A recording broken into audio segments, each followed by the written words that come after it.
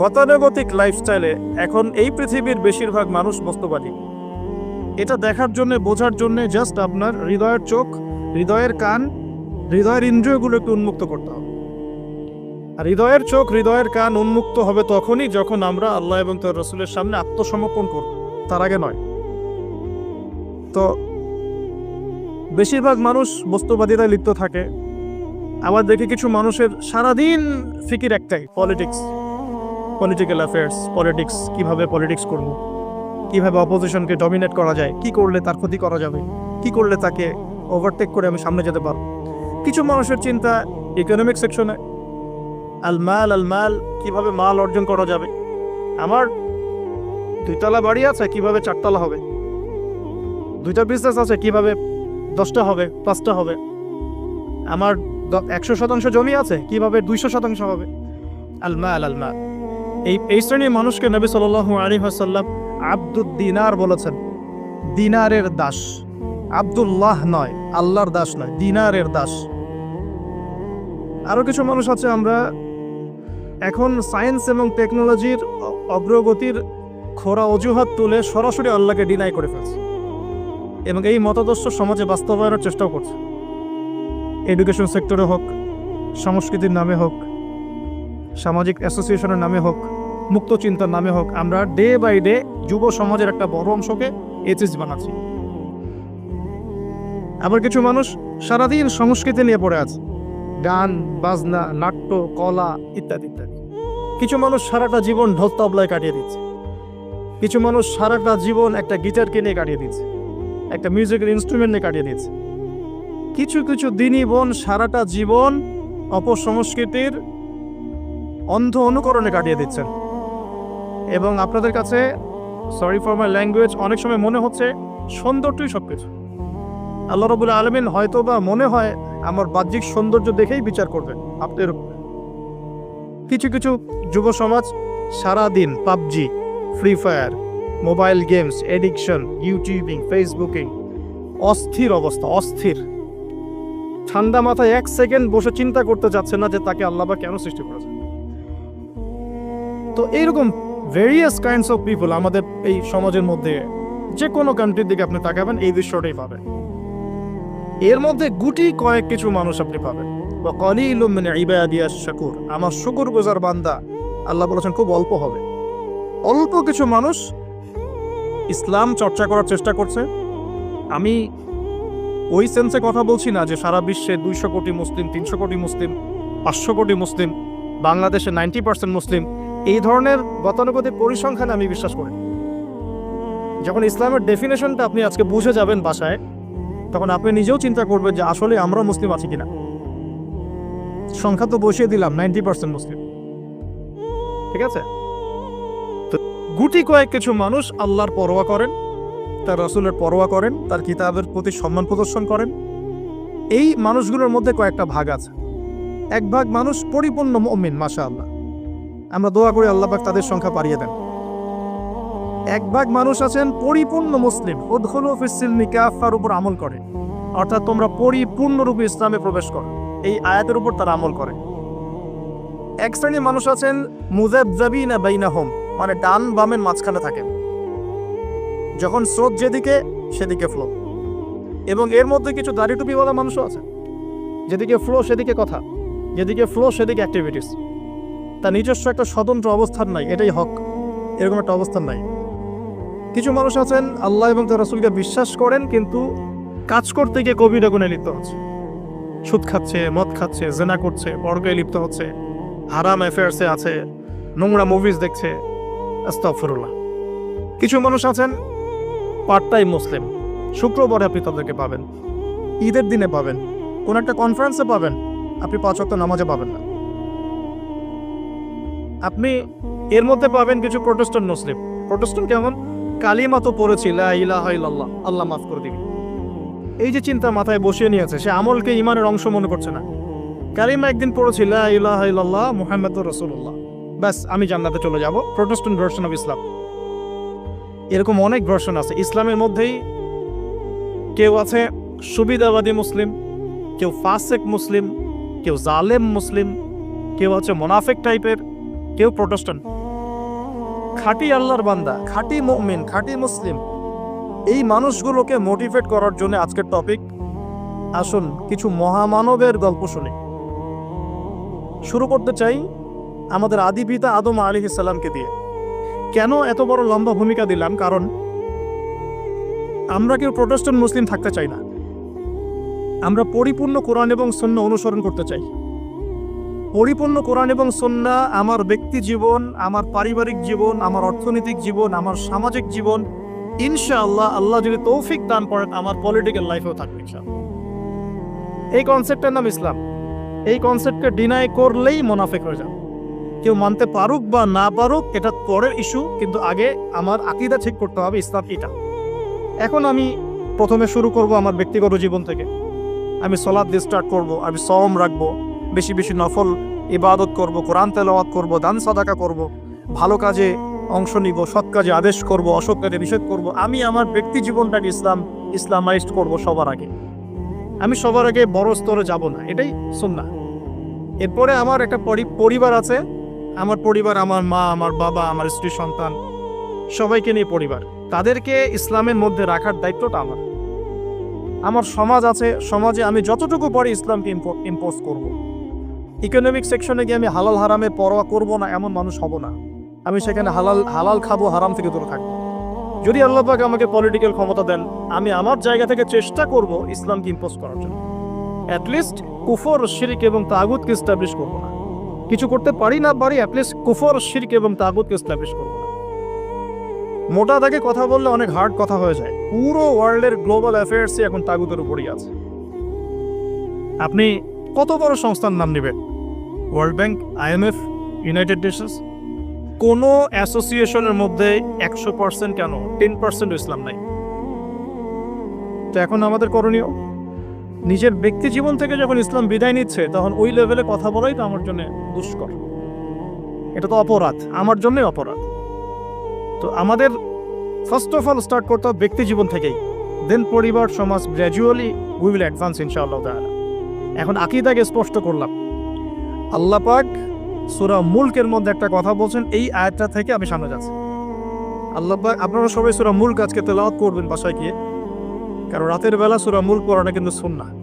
এখানে আল্লাহ রাব্বুল আলামিন একটা কথা বলেছেন, তাবারাকাল্লাযী বিয়াদিহিল মুলক ওয়া হুয়া আলা কুল্লি শাইইন কাদির। আল্লাহ পাকের হাতেই রাজত্ব, কর্তৃত্ব, তিনি সমস্ত বিষয়ের উপর কর্তৃত্বশীল।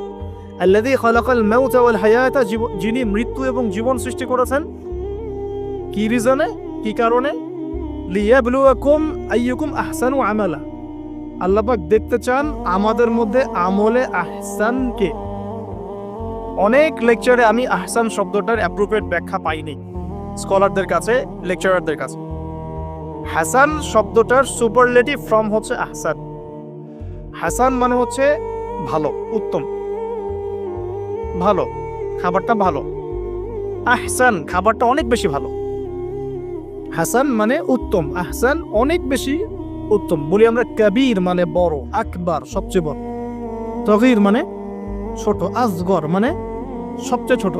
এটাকে বলা হয় ইসমে তাফজিলের সিগা, মানে সুপারলেটিভ ফর্ম ইংরেজিতে আমরা যেটা বলি। তো আল্লাহ পাক এই আয়াতে একটু খেয়াল করে দেখেন, আল্লাহ পাক কিন্তু আমাদেরকে গতানুগতিক মুসলিম হিসেবে দেখতে চাচ্ছেন না। আল্লাহ পাক বলছেন, আমি দেখতে চাই তোমাদের মধ্যে আমলে আহসানকে। ব্যাস এই শব্দটা যদি বুঝতে পারি আজকের আলোচনার ভিতরে ঢুকতে পারবো। আমি কি আহসানটা বোঝাতে পেরেছি?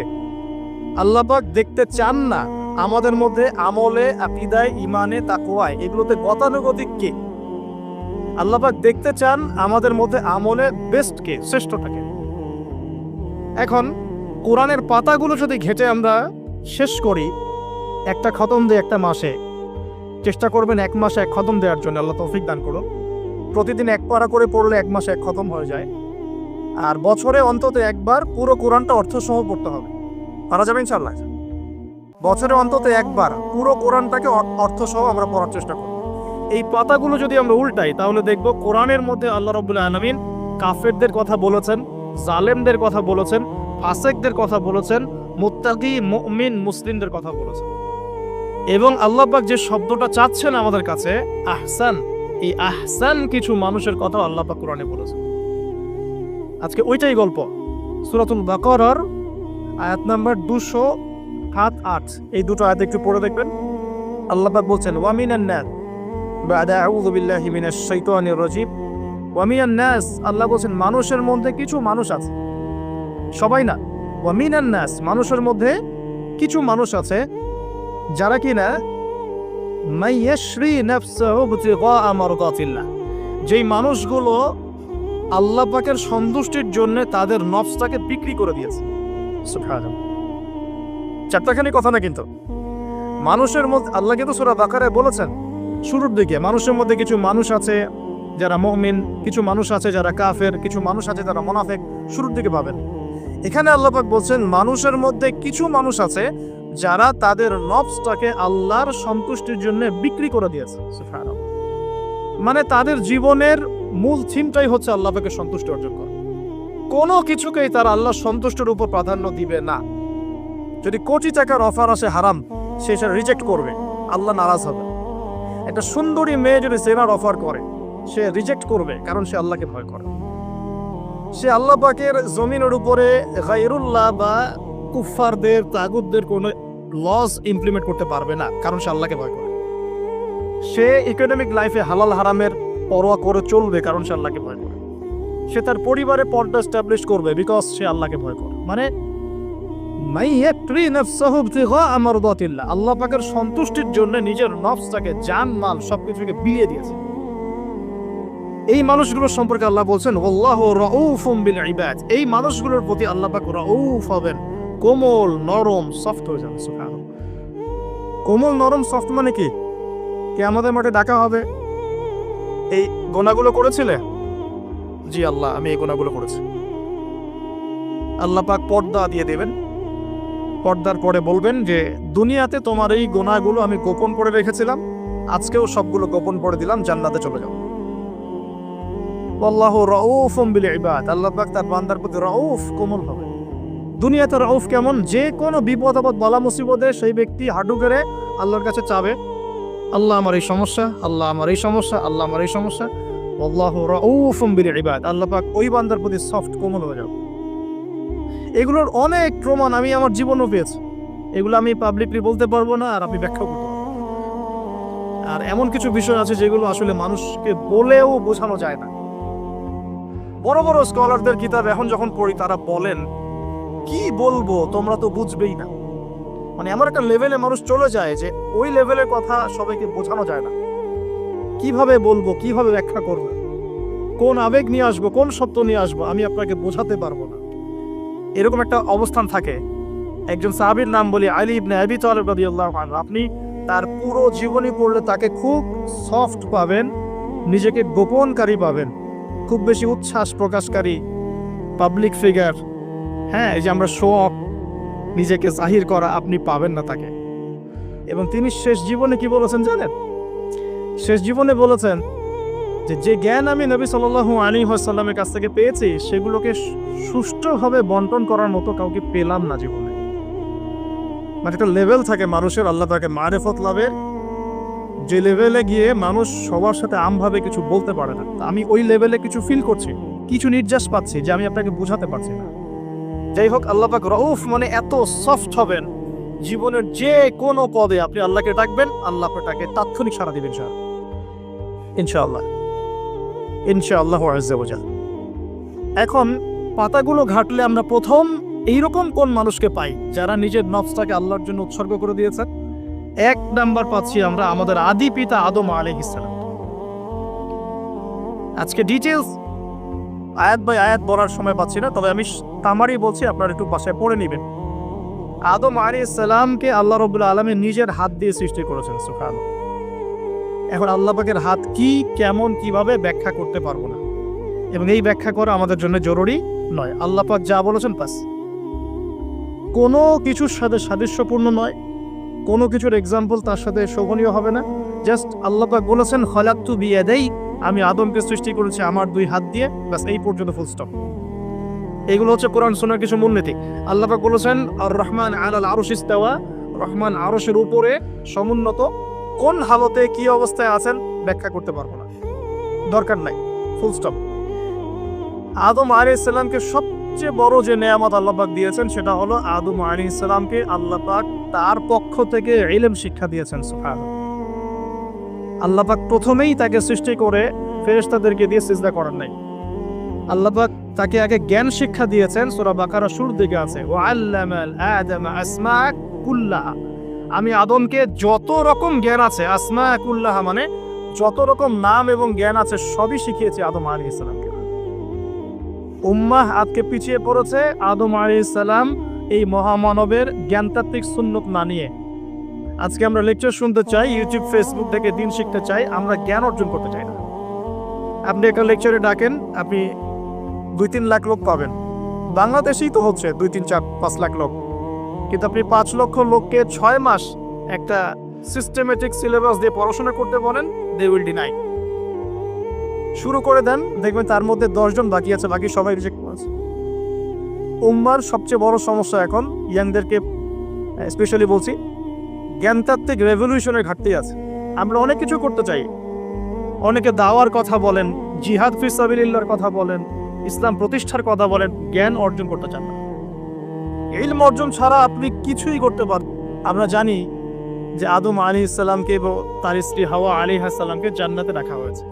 সেখানে ওই যে ফেরেশতাদের মধ্যে লুকিয়ে থাকা জিন, যার নাম ইবলিস, সে সেজদা করে নাই। ইবলিস কিন্তু ফেরেশতা ছিল না, এটা ভুল কথা। ইবলিস কানা মিনাল জিন্নি ফাফাসাকা আন আমরি রাব্বি। ইবলিস ছিল জিন জাতির একজন যে তার রবের আদেশকে লঙ্ঘন করেছিল। ইবলিস ফেরেশতা ছিল না, এটা ভুল কনসেপ্ট।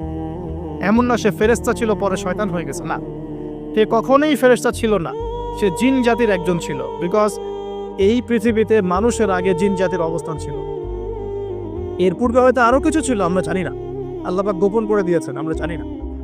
এখন ইবলিস সেজদা করেনি কেন? বিকজ সে বলেছিল খালাকতানি মিন নার ওয়া খালাকতাহু মিন তিন, আমাকে সৃষ্টি করেছেন আপনি আগুন দিয়ে, আদমকে সৃষ্টি করেছেন মাটি দিয়ে, কেন আমি আদমকে সেজদা করব? সে আদমকে সেজদা না করে এটা প্রমাণ করতে চাচ্ছে যে আল্লাহ আপনি ভুল, আমি সঠিক। নাউজুবিল্লাহ। এটাকে বলা হয় বাতিল কিয়াস, বাতিল কিয়াস, ভুল কিয়াস। এবং শুধু তাই না, আল্লাহ রাব্বুল আলামিন তাকে ওয়ার্ন করার পরেও সে কিন্তু ইউটার্ন করে তওবা করে ফিরে আসে নাই। সে তার মতের উপর অটল ছিল। পক্ষান্তরে আমাদের পিতামাতা যখন ফল খেয়ে ফেলেছেন জান্নাতে, যখন পোশাক খুলে গেছে, জান্নাতের পোশাক খুলে গেছে, ফল খাওয়ার পর প্রথম যে ঘটনা ঘটেছে, গায়ের পোশাকটা খুলে গেছে। দেখেন, সর্বপ্রথম আমাদের পিতামাতাকে জান্নাতে ফেরেশতাদের সামনে ইবলিস নগ্ন করে দিয়েছে। এটা ছিল আমাদের প্রতি ইবলিসের সবচেয়ে বড় আঘাত। শুরুতে, প্রথম আঘাত, শুরুতে শিরক করাতে পারে নাই, বেদাত করাতে পারে নাই, হারাম খাওয়াতে পারেনি ইত্যাদি। শুরুতে আমাদের পিতামাতাকে সে অবাধ্যতায় লিপ্ত করে গা থেকে জান্নাতের পোশাকটা খুলে ফেলে দিয়েছে। এখান থেকে আমাদেরকে বুঝতে হবে আজকের এই গ্লোবাল সোসাইটিতে আমরা যে নগ্নতার এই ভয়াল থাবা এবং প্রদর্শনী দেখছি, এটা ওই আসমানের ওই যে ইবলিসের যে চক্রান্ত, তার এই জমিনে বাস্তবায়ন হচ্ছে এখন। বুঝাতে পারিনি মনে হয়, আল্লাহ মাফ করুন। ইবলিস আমাদের পিতামাতার গা থেকে কাপড় খুলে ফেলে দিয়েছিল। সূরা আরাফে আল্লাহ পাক এটা বলেছেন, ইয়ানজিউ আনহুমা লিবাসাহুমা লিইউরিয়াহুমা মিন সাওয়াতিহিমা। হে বনু আদম, তোমরা সতর্ক থেকো, তোমাদের পিতামাতার গা থেকে কিন্তু ইবলিস কাপড় খুলে ফেলেছিল, তোমরা পৃথিবীতে গিয়ে আবার সেই কাজ করো না।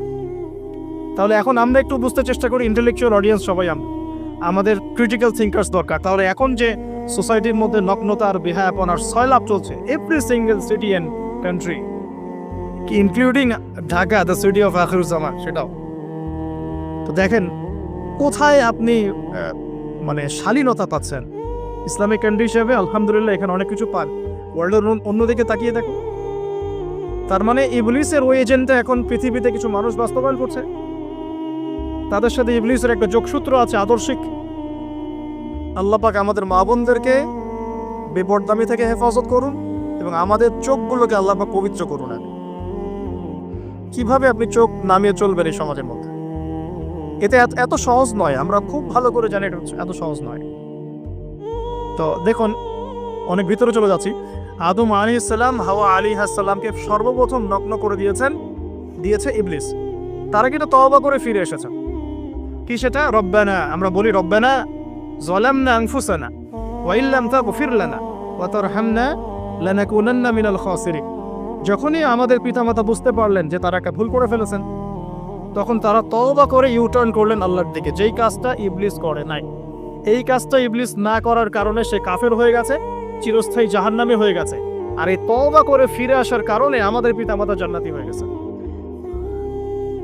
আল্লাহ পাক এই কারণেই তার রাসূলের মাধ্যমে জানিয়েছেন যে প্রত্যেক আদম সন্তান, কুল্লু বানি আদম খাত্তা, প্রত্যেক বনু আদম হচ্ছে পাপী। আমরা সবাই পাপী, আমরা সবাই পাপী।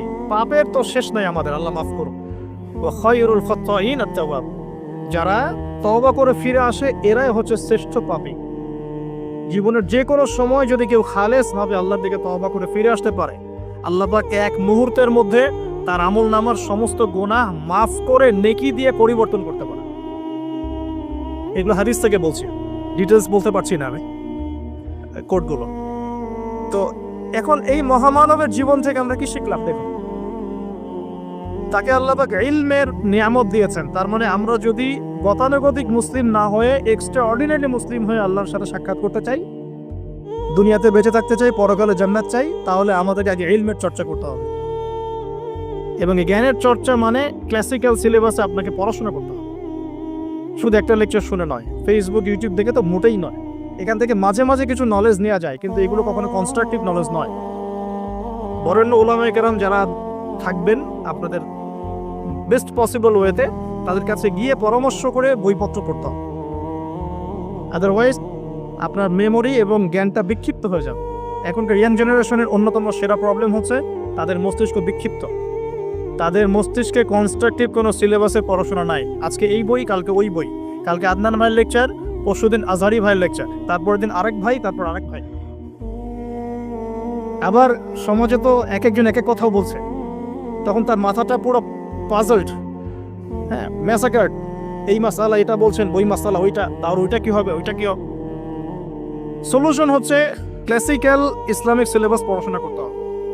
আমি খুব শর্ট করে গেলে সাবজেক্টগুলো বলে দিই আপনাদের। 1 নম্বর, ফার্স্ট অফ অল কোরআনুল কারীম।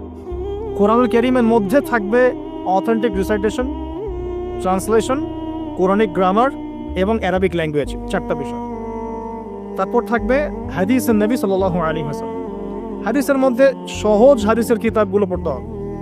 ফর এক্সাম্পল মিশকাতুল মাসাবিহ, রিয়াদুস সালিহিন, বুলুগুল মারাম, আপনার ফয়জুল কালাম, হাদিসে আরবাইন, এরকম কিতাবগুলো আগে, তারপরে আস্তে আস্তে আস্তে আপনি কঠিন কিতাবের দিকে যাবেন।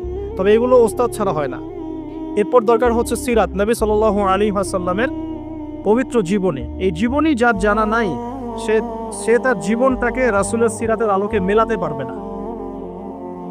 এবং দ্বীন ইসলাম নিয়ে কিছু করতে চাইলে রাসূলের সিরাতের সুন্নাহ মাফিক করতে পারবে না। এরপর দরকার ইকোনমিক্সের জ্ঞান, ইসলামিক ইকোনমিক্স অবশ্যই।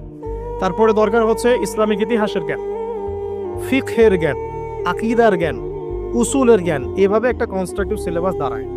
তারপরে গিয়ে একজন মানুষের জ্ঞানটা পাকাপোক্ত হবে। সময় লাগুক 10 বছর, 15 বছর, 20 বছর। আমরা দোয়া করি আল্লাহর কাছে, আল্লাহ পাক আগামী পুরো 20 বছর আমাদেরকে পড়াশোনা করার তৌফিক দান করুন। করতে থাকবো। আমাদের বেশি কথা বলার দরকার নেই, করতে থাকবো, জানতে থাকবো। এখন তাহলে আমরা আজকে প্রথম একটা লেসন পেলাম, গতানুগতিক মুসলিম না হয়ে এক্সট্রা অর্ডিনারি মুসলিম হতে হলে প্রথমে এই মহামানবের জ্ঞানতাত্ত্বিক শিক্ষা নিতে হবে, ইলমের মেহনত হবে ইনশাআল্লাহ তাআলা। আল্লাহ পাক আমাদের সবাইকে জ্ঞানের মেহনত করার তৌফিক দান করুন এবং আমাদের পরিবারে জ্ঞান প্রতিষ্ঠার তৌফিক দান করুন, আমাদের বাচ্চাদের মধ্যে সেই জ্ঞান প্রবেশ করানোর তৌফিক দান করুন। আর প্রয়োজন হচ্ছে তাওবা। আদম আলাইহিস সালাম ভুল করেছেন, আমরাও ভুল করি, কিন্তু শয়তানের পাল্লায় পড়ে ভুল করলেই তার তাবেদারি করতে হবে না, বরং যখনই আমাদের স্মরণ হবে আমরা ইউটার্ন করবো আল্লাহর দিকে তওবা করে। দ্বিতীয় মেসেজ হচ্ছে বেশি বেশি তওবা ইস্তেগফার করব। দিনে কমপক্ষে 100 বার পড়তে পারি আস্তাগফিরুল্লাহাল্লাযী লা ইলাহা ইল্লা হুয়াল হাইয়ুল কাইয়্যুম ওয়া আতুবু ইলাইহি, অথবা এতটুকু অ্যাটলিস্ট আস্তাগফিরুল্লাহ ওয়া আতুবু ইলাইহি, আস্তাগফিরুল্লাহ ওয়া আতুবু ইলাইহি, বাস এতটুকু। নবী সাল্লাল্লাহু আলাইহি ওয়াসাল্লাম দিনে 100 বার তওবা করতেন, কোন হাদিস এসেছে 70 বার তওবা করতেন। এরপর একটু সামনে যাই, কোরআনের পাতা উল্টালে দেখবো আরেকজন নবীর নাম আসে, আরেকজন মহামানবের নাম, তার নাম হচ্ছে নূহ আলাইহিস সালাম। এই মানুষগুলো যাদের কথা বলছি তারা কিন্তু কেউ গতানুগতিক মুসলিম ছিলেন না, ছিলেন তারা এক্সট্রা অর্ডিনারি মুসলিম ছিলেন। আমি তাদের থেকে নলেজ নিচ্ছি। এবার আসি কোরআনের পাতা একটু সামনে গেলে দেখবো আরেকজন নবীর নাম চলে আসে, নূহ আলাইহিস সালাম। নাম শুনেছেন? সামারি 950 বছর দিনের দাওয়াত দিয়েছেন। সুবহান। এক্সট্রা অর্ডিনারি মুসলিম হতে হলে আমাদেরকে দাওয়াতি কাজ করতে হবে, তার আগে ওই যে জ্ঞান অর্জন করতে হবে। এই দাওয়াতি কাজটা হবে মধ্যম পন্থায়, শৈথিল্যতাবাদ না, চরমপন্থা না, মধ্যমপন্থী থাকবো ইনশাআল্লাহ। এখানে অনেক সময় মধ্যমপন্থী থাকতে গিয়ে কিছু মানুষ হিকমতের দোহাই পেরে শৈথিলতাবাদী হয়ে যায়। আমি মনে বুঝাতে পারি না, কিছু মানুষ মধ্যম পন্থার দাওয়াতের কথা বলেও হিকমতের দোহাই দিয়ে কখনো কখনো শৈথিল্যতাবাদী হয়ে যান। এটাও ঠিক, ওটাও ঠিক, এটাও চলে, ওটাও চলে, এদিকে চলে আসে। আবার কিছু মানুষ মধ্যম পন্থার কথা বলে অনেক সময় খুব ওভার এগ্রেসিভ পদক্ষেপে চলে যান। দুটোই উম্মার জন্য ক্ষতিকর। এই জন্যই ক্লাসিক্যাল ওলামায়ে কেরামের সাথে পরামর্শ ভিত্তিক চলাফেরা করা উচিত। তাহলে তারা ডাইরেকশন দিতে পারবেন যে কোনটা এই প্রেক্ষাপটে করা উচিত, কোনটা করা উচিত না। তো নূহ আলাইহিস সালামের জীবন থেকে আমরা শিখছি দাওয়াতের মেহনত করতে হবে। এটা আমি আজকেও শিখলাম নতুন করে। নিজের মতেই মনে হলো যে আমার সামনে যে ভাই গাড়ি ড্রাইভ করছেন তাকে তো দুটো কথা বলতে পারতাম, কেন বললাম না? যে ইমামের পিছনে নামাজ পড়ে আসলাম তাকে তো দুটো কথা বলতে পারতাম, কেন বললাম না? বলতে পারতাম যে ইমাম সাহেব আপনি শুনুন, নবী সাল্লাল্লাহু আলাইহি ওয়াসাল্লাম বলেছেন দুনিয়ার সবচাইতে নিকৃষ্ট চোর হচ্ছে সে ব্যক্তি যে রুকু সেজদা ঠিক মতো আদায় করে না। চুরি করলে চোরের হাত কেটে ফেলতে হয়। যদি কেউ আমার ফোনটা চুরি করে, ইসলামিক লস কি বলছে? তার হাতটা কেটে ফেলতে হয়। আর নবীজি বলছেন সবচেয়ে নিকৃষ্ট চোর সে ব্যক্তি যে ব্যক্তি রুকু সেজদা ঠিক মতো আদায় করে না। তো আমরা এরকম দাওয়াতের অনেক ক্ষেত্র পাই। নিজেও ফিল করলাম যে না, আসলে মনে হয় আমি পরিপূর্ণ দায়ী হতে পারছি না। আমি তো এই যে বিমানে আসলাম তার কেবিন ক্রুদেরকে দাওয়াত দিতে পারতাম, অ্যাটলিস্ট শালীনতার একটা আয়াত শোনাতে পারতাম যে এই পোশাকগুলো মেয়েদের পরা উচিত নয়। যে পোশাকটা আপনি পরে আছেন আকাশে উঠছি, সুবহানাল্লাহ, 1 সেকেন্ডের মধ্যে প্লেন ক্র্যাশ করতে পারে। Possible or not possible? 1 সেকেন্ডের মধ্যে। সেখানে আমি কিভাবে আল্লাহর জিকির বাদ দিয়ে বেহায়াপনে লিপ্ত হতে পারি? বিশ্বাস করেন, হয়তোবা আমি একটু দুর্বল মনের মানুষ কিনা জানি না, কিন্তু আমি এয়ারে উঠলে আমার সবসময় ফিকির থাকে লা ইলাহা ইল্লাল্লাহ লা হাওলা ওয়ালা কুওয়াতা ইল্লা বিল্লাহ আস্তাগফিরুল্লাহ ওয়া আতুবু ইলাইহি। মানে আমি মনে হয় যে আল্লাহ পাক ধরে রেখেছেন আমাকে, এটা ফিল করে আল্লাহ ধরে রেখেছেন বলে যেতে পারছি। ওখানে আমরা কিভাবে নগ্নতা প্রদর্শনী করতে পারি, কিভাবে করতে পারি? তো দাওয়াতের অনেক ক্ষেত্র সামনে আসে। আপনার সন্তানকে, আপনার স্ত্রীকে, আপনার প্রতিবেশীকে, ড্রাইভারকে, সবজিওয়ালাকে আমরা দাওয়াত দিতে পারি। বাট আমি মনে হচ্ছে যে আমি আসলে কথাটা বলছি বড় গলায়, আমি এখন নিজে ওটা হতে পারি নাই। আল্লাহ পাক আমাদেরকে হওয়ার তৌফিক দান করুন। নূহ আলাইহিস সালাম 950 বছর দাওয়াত দিয়েছেন। একটা খালি এক্সাম্পল দিচ্ছি, তিনি সূরা নূহের মধ্যে আল্লাহ পাক বলেছেন, নূহ আলাইহিস সালাম আল্লাহকে বলছেন রব্বি, হে আমার রব, ইন্নী দাআউতু কওমি লাইলা ওয়া নাহারা, আমি আমার এই কওমকে প্রতিদিন প্রতি রাত দাওয়াত দিয়েছি। সুবহানাল্লাহ, প্রতিদিন প্রতি রাত। আজকে এসেছি, হয়তো 2-3 মাস পরে আপনাদের এখানে আবার আসতে পারি। প্রতিদিন প্রতি রাত কিন্তু আমি দাওয়াতি কাজ করতে পারছি না, আমরা কেউই করছি না। নূহ আলাইহিস সালাম বলছেন আমি বিনা আজর, কোনো আজর ছাড়াই, কোনো স্বার্থ ছাড়াই আল্লাহ আমি আমার কওমকে দিন রাত দাওয়াত দিয়েছি। ওয়ালাম ইয়াজিদহুম দুআই ইল্লা ফিরারা, যখনই দাওয়াত দিয়েছি আমার দাওয়াত শুনে তারা খালি পৃষ্ঠ প্রদর্শন করেছে। কেউ মাথা ঢেকে ফেলেছে, কেউ মুখ কান বন্ধ করেছে, হ্যাঁ, কেউ আমাকে পাগল বলেছে, মজনুন বলেছে। এমনকি তিনি যখন নৌকা বানাচ্ছেন আল্লাহ পাকের আদেশে, মানুষ পাশ দিয়ে হেঁটে যায় আর টিচকারি করে, কবে মরুভূমিতে নৌকা চলবে? নূহ, তোমার এই নৌকা মরুভূমিতে চলবে কবে? মানুষ টিটকারি মারে। তো এখনো দেখবেন স্ক্যাটোলজিক্যাল কথা বললে, আখিরুজ্জামান নিয়ে কথা বলে অনেকেই মজা নেয়। কবে আসবে ক্যাশলেস সোসাইটি? বললাম তো চলে আসছে। কবে আসবে মালহামা? বুঝি চলে আসবে। কবে আসবে বড় বড় ভূমিকম্প? আসছে, সবর করে। তো নূহ আলাইহিস সালামের জীবন থেকে শিক্ষা আমরা দাওয়াত দিব। আমরা ফার্স্ট অফ অল জ্ঞান অর্জন করব, ক্লাসিক্যাল সিলেবাস পড়াশোনা করব, উলামায়ে কেরামের সাথে সোহবত রাখবো এবং দাওয়াতে কাজ করবো ইনশাআল্লাহ। এবং এখানে আমরা মধ্যমপন্থী থাকবো, নট চরমপন্থা, নট শৈথিল্যতাবাদ। নূহ আলাইহিস সালামের জীবন থেকে আরো দাওয়াত, দিন রাত দাওয়াতের মেহনত করা, দিন রাত দাওয়াতের মেহনত করা। আল্লাহ পাক আমাকে আপনাদের সবাইকে তৌফিক দান করুন। কতদিন? 950 বছর। কত বছর? 950 বছর। পুরো আব্বাসীয় খেলাফত ছিল 509 বছর কি 10 বছর মেবি। পুরো আব্বাসীয় খেলাফত 510 বছরের মতো। উমাইয়াদের ছিল 93 ইয়ার্স। আমাদের নবী সাল্লাল্লাহু আলাইহি ওয়াসাল্লামের দাওয়াতের মিশন বয়স ছিল 23 বছর। 950 বছর দাওয়াত দেওয়ার পর তাফসীরের কিতাবে এসেছে 40 or 80 ফ্যামিলিজ, এই 40 বা 80টা ফ্যামিলি ইসলাম কবুল করেছে। তার মানে এখানে শিক্ষা, এক্সট্রাঅর্ডিনারি মুসলিম হতে হলে দাওয়াতের মেহনতে হতাশ হওয়া যাবে না, লেগে থাকতে হবে, লম্বা সময় ধরে দাওয়াত দিতে হবে। আল্লাহ পাক আমাকে আপনাদের সবাইকে লম্বা সময় ধরে বিশ্বে দাওয়াতি কাজ করার তৌফিক দান করুন।